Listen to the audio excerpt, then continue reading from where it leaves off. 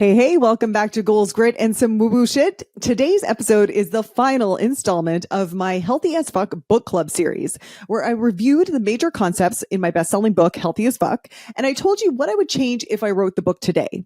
If you missed the other episodes in this series, check out episodes 91, 94, 96, and 99. This one, the final one, is all Q&A. In this episode, I'm answering your questions about stuff like what to do if you're worried that you are half-assing your habits too much, how to stay consistent if your schedule is all over the place, if you are a shift worker, for example. I tell you about my take on Ozempic and all the weight loss drugs.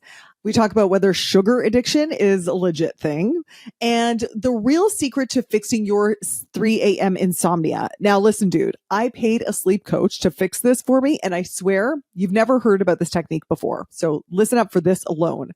And also, listen, if you've got questions of your own, I want to hear them. So in my bio, you'll find a link that says Speak Pipe, and you can just click the button and drop me a voice note, and maybe you'll hear your beautiful voice on a future episode. Let's get into it. It's time to get your head out of your ass and start creating a life of no regrets. Whether you want to lose weight, get rich, or manifest a hot threesome on the beach, you're gonna want to turn this up. This is Goals, Grit, and some woo-woo shit with your host, best-selling author and professional butt kicker, Una Duncan. So let's get to your questions. So first, someone wrote in, I love the advice to do your habit half-assed when necessary to keep the habit loop going. However, I'm worried that I will half-ass my habit too frequently. So what is your advice to avoid the half-ass version taking over? So my answer to this is, I don't think that it will, guys. I really don't think it will, because I've told you my story about how I really half-assedly started exercising. And then one day I was like, and I just was walking. And then one day I was like, I wonder if I could run for 30 seconds. And it was just this like really gentle curiosity. And I really suspect that once you start half-assing that habit, if you said, I'm just going to take 2 deep breaths from my meditation, I just really believe that one day you're going to want to take a 3rd deep breath. I just really think that there will be that natural progression. And if you feel like you're stuck at a half-ass kind of level, you can ask yourself, is this kind of a rough patch? Is it just right now there's extenuating circumstances, I need to give myself some leeway on this? Or is it your new default? And if it's your new default, then that means you're consistent, which is amazing. It means you're at step 1, right? Step 1 is consistency. So even if at the lower level you are consistent, that's still amazing. And if you feel like, okay, it's time to progress, then you ask yourself, how could you make it feel more fun? Because you managed to get this half-assed level, which is amazing. So ask yourself, how did I get to this? How did I get to a consistent 3 breaths practice? How did I get to a consistent walking around the block? How did I get to a consistent putting 1 vegetable on my plate? And then however you did that, however you managed yourself to get to that half-assed consistent level, then ask yourself, okay, how can I make it just as fun and easy to put 2 vegetables on my plate? To go for 2 walks around the block, to actually try to run a little bit, even if it was just for 1 minute. And then I can walk for 5 minutes and then I run for 1 more minute. How can I make it even more fun to do that? And just lean into it. What feels like a little bit warmer, a little bit more fun way to progress this? And the answer might be that it's not, for now, this is not a habit that I want to progress right now. But if you stay consistent, that's still great, okay? And then you might want to progress other areas. Let's move on to the next one. All right, this person writes in, I have realized that a part of my problem staying consistent with some of my habits is that my schedule changes from day to day and week to week. Yeah, I'm trying to find a consistent time to do things, but often I'm just winging it and trying to get it all done. Oh man, that doesn't work because since I'll get to the end of the day and realize I never did my workout or my meal prep or my meditation. So what suggestions do you have for someone with an inconsistent schedule? First of all, I feel for you. This is harder for sure if you have an inconsistent schedule. How you're going to get around it is you attach your habits not to a clock, but to other habits, to other actions. There are definitely, even with your inconsistent schedule, there are things you do probably every single day. Every day you get up. I'm guessing every day you probably have a shower. You get dressed. You maybe get in the car. You maybe have your coffee. There are things that you still do every day, even with your inconsistent schedule. So now you're just going to take the habit that you want and you're going to attach it to the other thing. Trigger, I have my coffee. Behavior, I do my meditation. Reward, whatever your reward is. Okay. Your trigger isn't it's 9 a.m. I do my meditation. Your trigger is I have my coffee or I get in my car or whatever it is the thing you always do.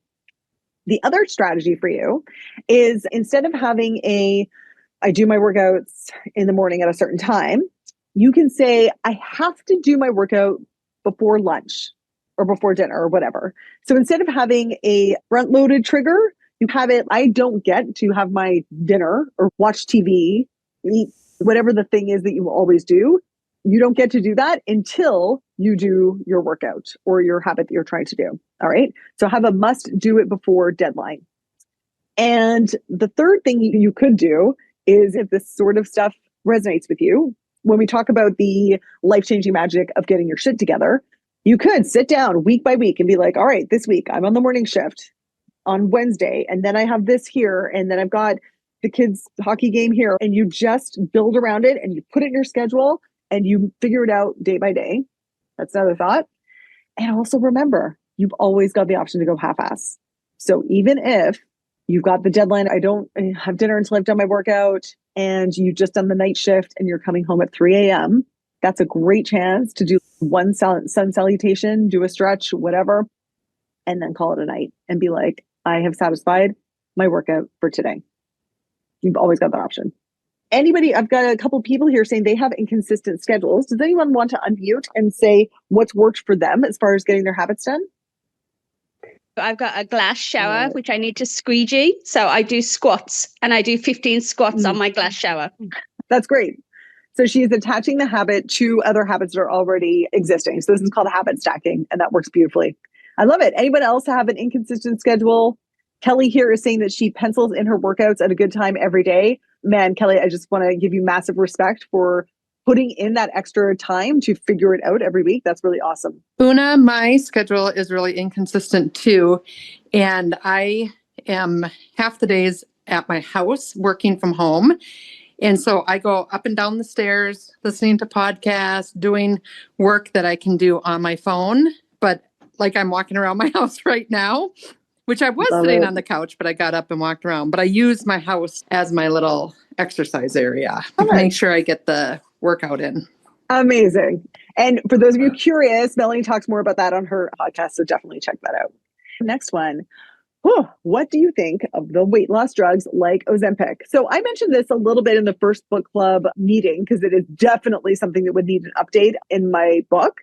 And I also have a podcast that's amazing. I interviewed a guy named Johan Hari who wrote a book called Magic Pill. He is an amazing speaker and storyteller and researcher. Highly recommend you listen to those podcast episodes. There's 2 because we went off and it was awesome.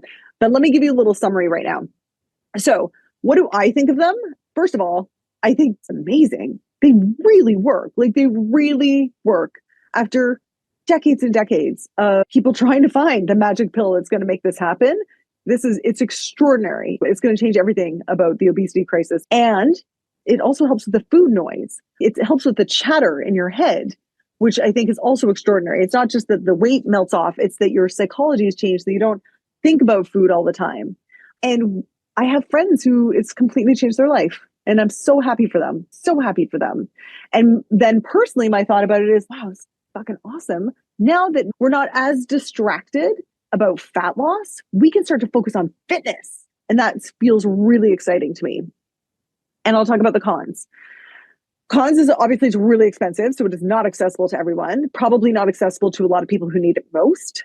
Also, they stop working when you stop taking them.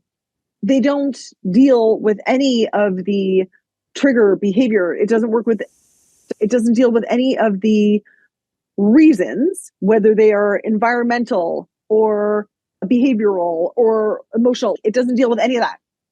And one day you probably will want to stop taking them, and all of that stuff's going to still be there.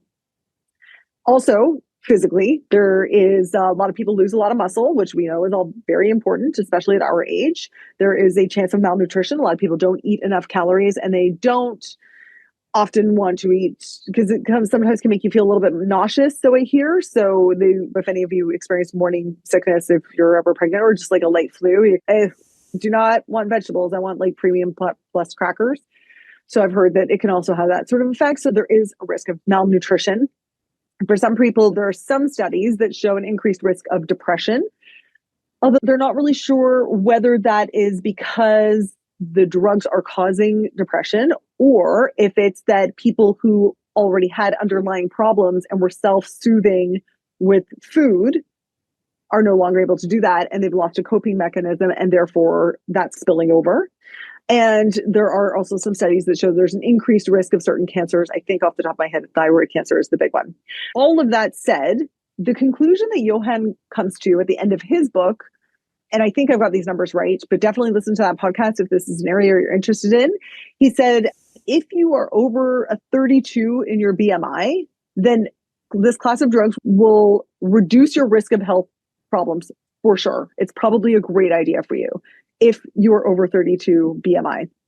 If you're between 27 BMI and 32, then it's definitely worth a conversation with your doctor because although it might not be worth it given the risks, if you have also a family history of cardiovascular disease or any other conditions that make you at a higher risk for other obesity-related health problems, then it's worth a conversation with your doctor if you are between 27 and 32. If you're under 27, it's absolutely not worth the risk. This is not a get rid of the last 10 pounds. It's not get rid of the last 20 pounds kind of drug. And that should be really clear. One of the big dangers that he talks about in the book is that he's afraid of an epidemic of people using this for more vanity weight loss than health weight loss. And given that there are health risks, it's 100% not worth it. Any questions about that? I don't want to position myself as an Ozempic expert. I am 100% just relaying information that I got mostly from Johan. My emotional response is what I said off the top. Any questions about Ozempic or comments? I have one, and I've been on GLP drugs for almost 2 years, a couple different ones.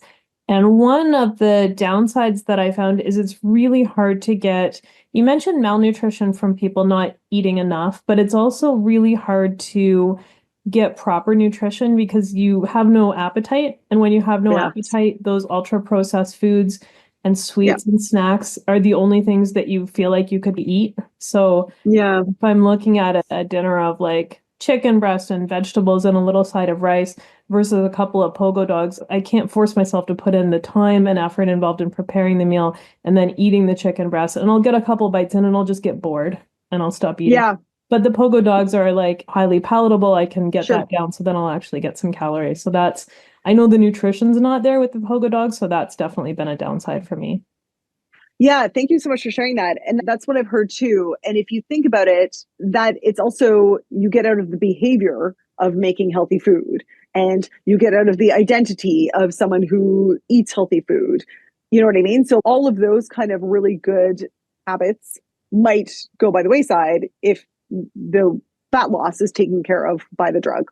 I should also, in conclusion, I would say whether you are on any of these drugs or not, you still will want to be building muscle. You will still want to get yourself eating adequate amounts of healthy food. You still want to make sure you take care of your sleep, you manage your stress, you find a movement that you actually enjoy. Basically, the project is the same. The project is totally the same. But what I think is so interesting about them is that your motivations might be different. Because the fat loss is taken care of by the drug. So really, that's why I was like, this is so exciting. Now we can actually focus on fitness and wellness. So it's interesting for you to notice, how do I treat myself as far as fitness and wellness when fat loss is removed from the equation? I think it's fascinating. And I am genuinely very happy for the people I know who it's been a game changer for. And I obviously have those other concerns as well. It's not as easy as sometimes it seems like it might be in the media. It still takes a lot of time and effort to make the right choices and to get active and everything else. All of that still takes the same amount of energy. For me, the big difference is it was taking 90% of my energy every day around food, like thoughts around it, trying to avoid food I shouldn't be eating, grocery planning, meal planning. It was just constant all the time. And I was eating way more than I should, but as long as it was salad, I wouldn't pack on too many pounds. But as soon as I didn't have the energy for that, instantly I'd gain 5-10 pounds within a couple of weeks if I just slide back into old habits. So this takes away that, but I don't necessarily get a whole lot of weight loss on it. I just don't need to put all of my time and effort into constantly trying to maintain. So which must be such a relief. It really is. Yeah. Yeah. Thank you for sharing that. Okay, let's move on. Okay, so this is another big one. Do I think sugar addiction is a real thing? If so, would abstaining from sugar completely be a good idea? Oh gosh, guys, I have a, sorry to keep mentioning my podcast. It's just, this is what I'm doing these days. And I talk about a lot of these things. So I have a podcast with a guy who helps people with sex and porn addiction. And so he talks a lot about the difference between a substance addiction and a process addiction. So a substance addiction is where you have a chemical that is physically altering your brain. And if you don't have the chemical, then you have withdrawal symptoms, like, for example, nicotine or heroin, right? A process addiction is where you have a behavior that triggers a dopamine hit. It's like habits dialed up to 11. And the dopamine hit is so much that it becomes a compulsive behavior. Do you see what I'm saying? So think things like gambling, like social media, like overeating. Okay. Sugar would definitely be in this process addiction category because you don't get the shakes if you withdraw from sugar. You will definitely get cravings. You might get emotional triggers, and those habits are really hard to break. And for some people, extremely hard to break, but it's not a physical addiction. I have a podcast exactly about this, actually, sugar addiction, with Susan Pierce Thompson, who runs a program called Bright Line Eating. And she says that there is a susceptibility scale. The expert that I spoke to about ADHD, again, this is me talking about other people's areas of expertise as I understand it. She said that people with ADHD have a lower baseline of dopamine, and when they do a stimulating activity, their dopamine revs up even higher than someone who is neurotypical. So their baseline is lower, and then if they do a stimulating activity, play video games or social media or whatever, they like, it gets even higher. So therefore, they are more likely to seek out those really dopaminergic activities. So Susan Pierce Thompson would say that some people have a brain that is more likely to get a really high dopamine hit from sugar, from this process. So she says there's a susceptibility scale where some people are just like, oh, what, sugar? Is there sugar that I hadn't even noticed? And some people are like, actually have a friend who did a 12-step program for binge eating.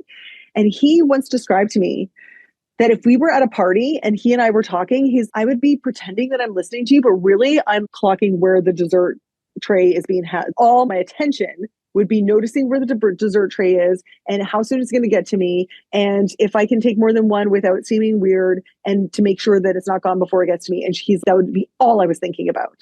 So that would be an example of someone who's really caught up in this process. Anyway, okay. Should you quit it? I would say if you can take it or leave it, if it's not a big deal for you, there's no reason for you to quit sugar. I don't think sugar is like cocaine or any of the things that people say. If you struggle with it, like my friend, I think it's not a bad idea to consider going cold turkey so that you can break the process. It's breaking the habit loop and riding through those cravings and dealing with those emotions, probably a good idea.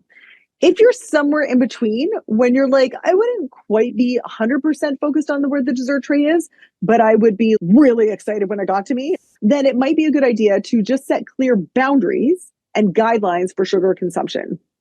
So for example, it's not the same as sugar, but for alcohol consumption in my program, what I suggest is I'm like, it's definitely the healthiest choice is don't drink alcohol at all. If that's not for you, then the boundary that I suggest is to have 2 drinks on the weekend with your treat meal, and ideally make them clear spirits. There's a boundary on that. Okay. So that works for a lot of people. Or I told you about my other clients who only have alcohol out of the house. Then figure out what is the boundary that makes sense for you. Is it I only have sugar out of the house? I only have dark chocolate, whatever the thing is for you. All right.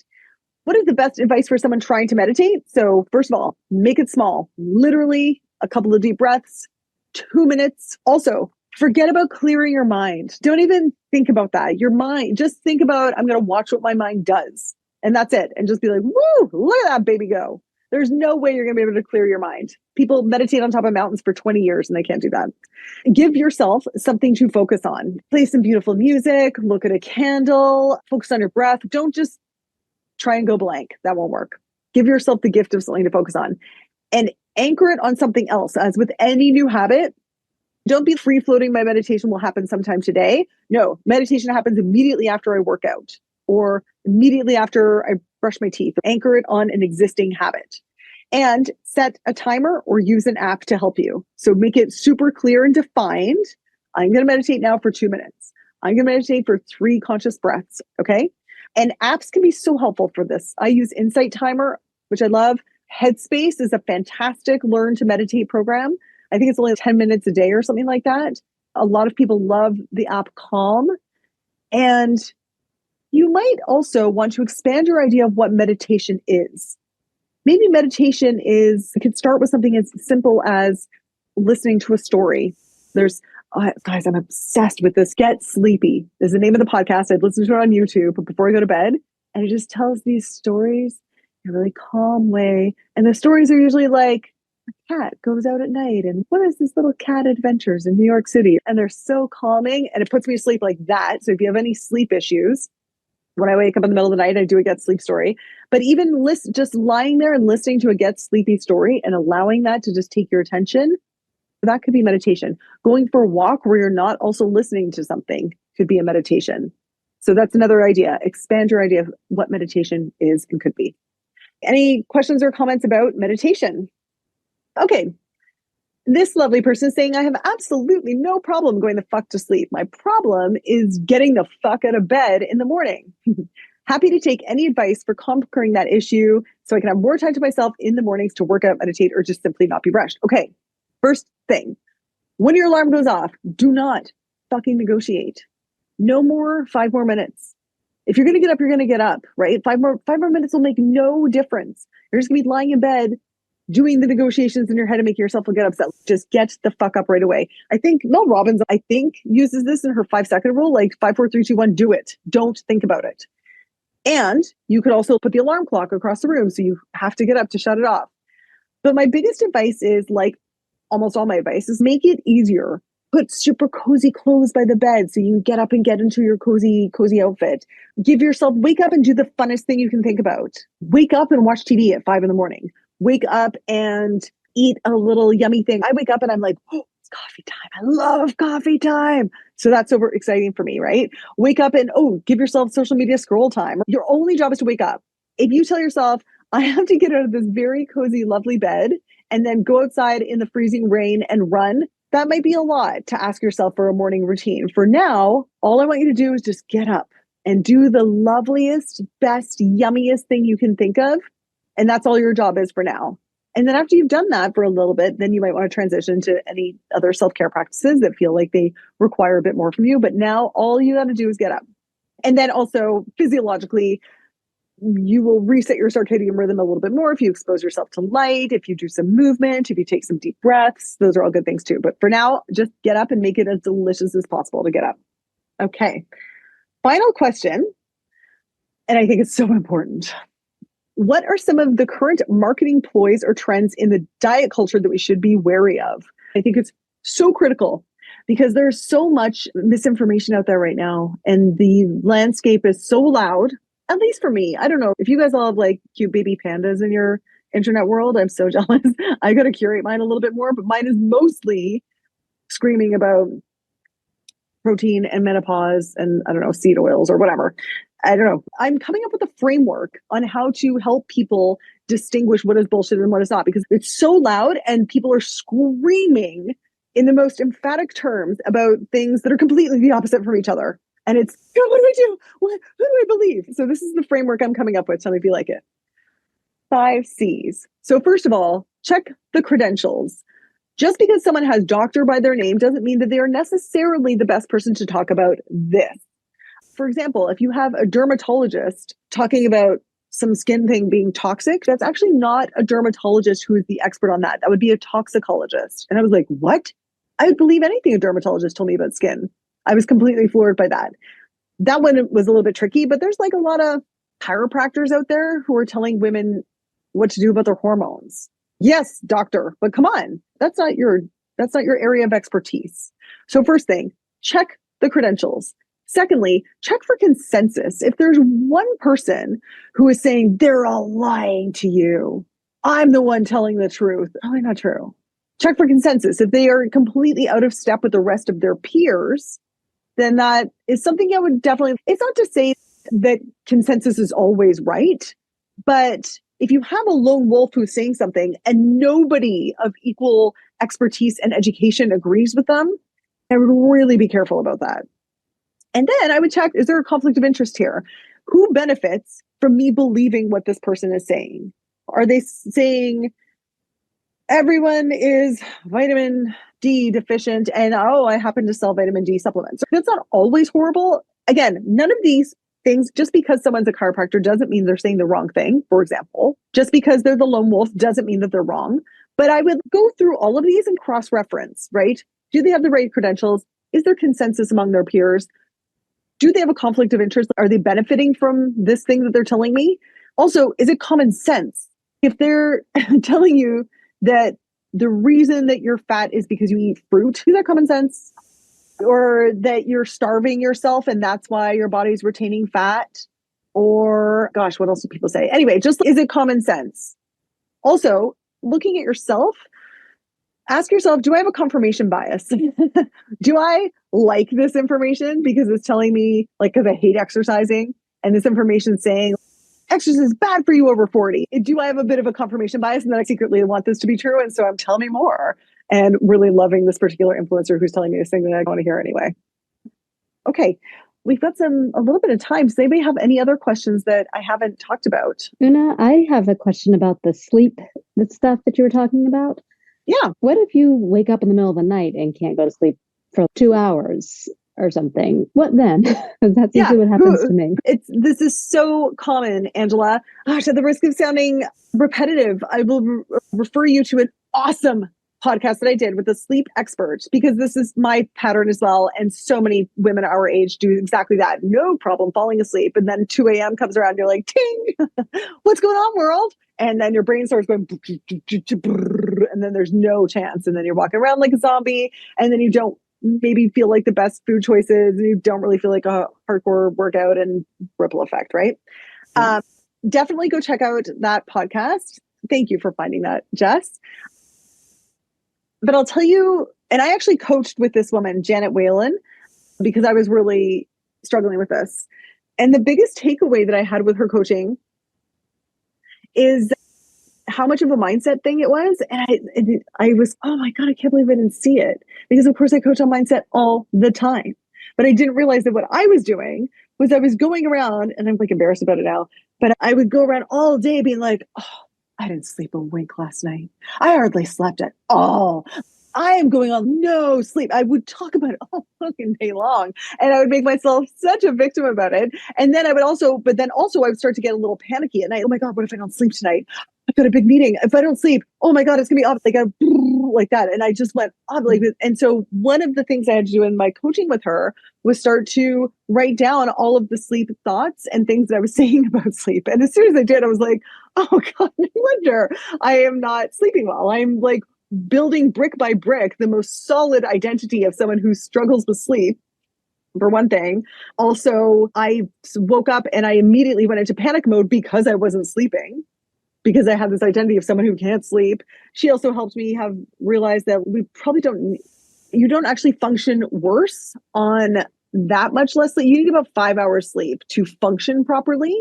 Other than that, you'll probably be in a bad mood. And she's like, you can be in a bad mood. That's okay. Anyway, so there's just lots of things that I was like, oh, it just softened the pressure for me because I was freaking myself out into not sleeping. And then there was also a very tactical strategy. She doesn't talk about this in the podcast. So this is a bonus for you guys. It was very tactical. Basically, I had to figure out how much sleep I was like, how much time I was spending in bed, go to bed at 9, fall asleep right at 9, wake up at 2, fuck around in bed for a while, get out of bed at 5. That was my pattern for a while. And so she's like, so how much actual sleep are you getting from 9 until 2? Someone else figured that out for me. What is that? It's 5 hours, something like that? 5? Thank you. Okay. So 5 hours sleep. And she's like, what time do you actually get or you want to get out of bed. And I was like, I want to get out of bed at 6. And she's okay. You can't go to bed until 1 a.m. then. And I was like, what? Yeah. And so I was not allowed to go to bed until 1 a.m. And that was so hard for me. And then, so I wasn't allowed to go to bed until 1. And of course I collapsed and went right to sleep and then woke up at 6. And then once I was consistently doing that, then I got to push it back to 12:30. Then I got to push it back, et cetera, et cetera, et cetera. So I'm training myself that once I hit that pillow, it is nighttime and I don't get up until 6. Yeah. I've not heard that one before. It really works. She's like, sleep hygiene, blah, blah, blah, blah, blah. Don't care. She's like, all that matters is the thoughts that you're having, and you do this process. You don't fucking go to sleep until, and it really worked. I have struggled with, I go right to sleep, but if I wake up, I have a hard time going back to sleep. And one of the things that I do is I don't look at the clock, because if I look at the clock when I wake up, then I'm laying there going, oh my gosh, I'm only gonna get 3 hours of sleep. Yeah. So I just don't even look at the clock if I wake up in the night. And I lay there and I do a shavasana in bed. Yep. And I always figure, if anything, even if I'm not asleep, I'm resting my brain. I keep a notepad by my bed. So if there's something that's really bothering me that I'm afraid I'm going to forget, I write it down and then I let it go. And then I don't necessarily go right back to sleep, but I figure I'm at least at rest. And so there's got benefits to that. I love that. She did say that. She's like, lying in bed is no time for math. There's no calculating how much sleep you've had, how much sleep you will have had if you don't go to sleep now, all that sort of stuff. And I love the keeping the notebook, because sometimes you're like, but I forget. I got to do this thing. Got to get it out of my mind. Yeah. So smart. I love that. And I also love how gentle you are with yourself. You're like, no, I'm not sleeping. I'm still resting. It's okay. Yeah, it's great. And also Get Sleepy, that podcast. I'm telling you, super cute. It's really cute little stories and it will put you to sleep. That's my 2 a.m. go-to. Oh, and I have this headphone thing that's like have you guys seen that? It's like a headband. It covers your eyes, but you can sleep with it with the headphones. It's a Bluetooth headphone thing, but you can sleep on it because it's flat and it will also cover your eyes. It's called Sleep Cozy or something like that. And it was like $5. And I love it. I travel with it everywhere. Any other questions or comments on anything we've covered or the book or anything? Una, I have a question. Yeah. My question is, I think I did the 28-day transformation 2 or 3 years ago. So it's been a while. And what I've noticed with myself is when I get really busy, and it's primarily a work thing, like something I bring up on myself. But as soon as I get busy, because the habits are also intertwined, that as soon as it's like a domino falls, like I stay up late pulling an all-nighter for work, I don't get the sleep, and then I eat too much because I feel hungry, and then I'll have a glass of wine. It's like just dominoes fall on my habits, and usually it just takes me a while to get them back. But because there's 7 of them and I could start at any of them, have you found through your coaching that, because I think if I bring one domino back up, they will all come back up as soon as they fall. Is there one that you have found that is most successful? Okay, people that once these dominoes fall, if they just start meditating, they're able to start. Or if they just eat their vegetables, what's that one habit that might be able to get those dominoes back up? Yeah, good question. I think it depends on the individual. The one I would say is probably that has the biggest effect that way is probably consistent exercise, which is why in the MFA in December, that's our keystone habit that we work on, is consistent exercise. Because I'm like, hey guys, I know you're going to eat and drink more or differently this month. That's fine. But give me consistent exercise. And the domino effect will be that you'll probably make better choices. You'll probably sleep better. You'll probably drink less, blah, blah, blah.